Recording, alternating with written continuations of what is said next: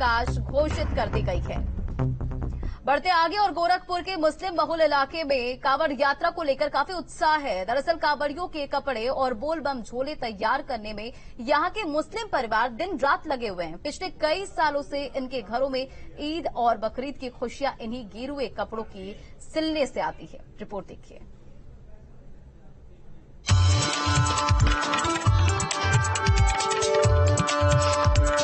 सावन में कांवड़ यात्रा के कई रंग देखने को मिलते हैं।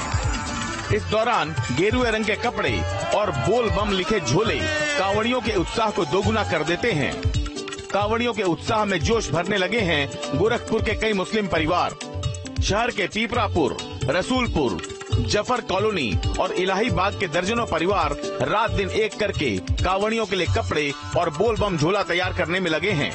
अगर हम पूर्वांचल की बात करें तो गोरखपुर कांवड़ियों की ड्रेस और झोले के लिए सिलने के लिए एक बड़ा केंद्र बन चुका है। गोरखपुर के तमाम जो मुस्लिम मोहल्ले हैं, खासतौर पे हम पीपरापुर की बात करें, जफर कॉलोनी की बात करें या फिर तिवारीपुर के दूसरे इलाकों की बात करें, इन सभी जगहों के जो मुस्लिम परिवार हैं वो सावन के एक महीने पहले से ही इसकी तैयारियां करते हैं और पूरे सावन इस तरह के झोले और कपड़े जो कांवड़ियों की ड्रेस होती है वो सिलते हैं। इस पे जो लोगो बना होता है, इसके अलावा शिव और पार्वती की जो तस्वीर होती है उसको भी प्रिंट करते हैं। बीते कई सालों से सावन के आसपास ही बकरीद का त्योहार पड़ रहा है और इन घरों में ईद बकरीद की खुशियां इन्हीं गेरुए कपड़ों और बोल बम झोलों को सिलने के बाद आती हैं। कोरोना के कारण पिछले 2 सालों से कांवड़ यात्रा नहीं होने से ये मुस्लिम परिवार मायूस थे, लेकिन इस बार इनके चेहरे पर खुशी लौट आई है। रोजी मिल गई, हम भाई हमको रोजी न मिल गई है, खुशी होती है कि एक महीना हमको रोजी मिल गई, 1 महीना 1.5 महीना रोजी मिल गई। अब सब लोग जुटे रहते हैं, तमाम लोग इसमें जुटे रहे थे, लेकिन पिछले 2 साल से जो है एकदम बेकार हो गया कोरोना वजह से। हम कहा ना पहले आपसे कि खुशी की बात यह है कि धीरे धीरे रेग रहा कारोबार।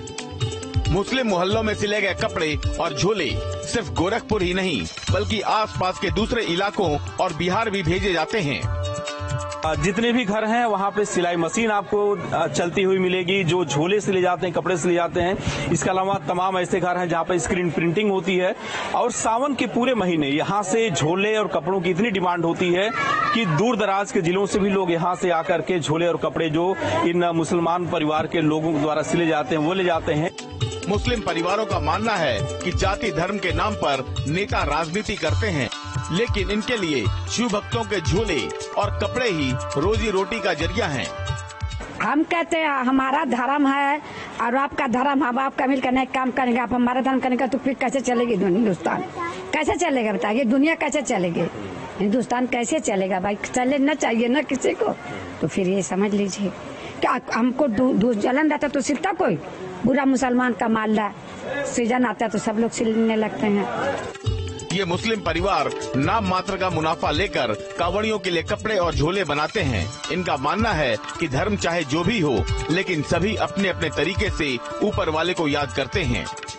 धर्म कोई भी हो, लेकिन अगर धर्म रोजगार देता है तो वो बुरा नहीं है। अगर इनके हाथों से सिले हुए कपड़े बाबा धाम पहन करके लोग जाते हैं तो जो श्रद्धालु हैं उनको तो खुशी होती है, इनको भी खुशी होती है कि इन्होंने जो कपड़े सिले हैं उसकी वजह से इनके भी घर में 2 रुपए आए हैं और इनका भी परिवार अच्छे से पल रहा है। दीपक श्रीवास्तव, स्टेट गोरखपुर है।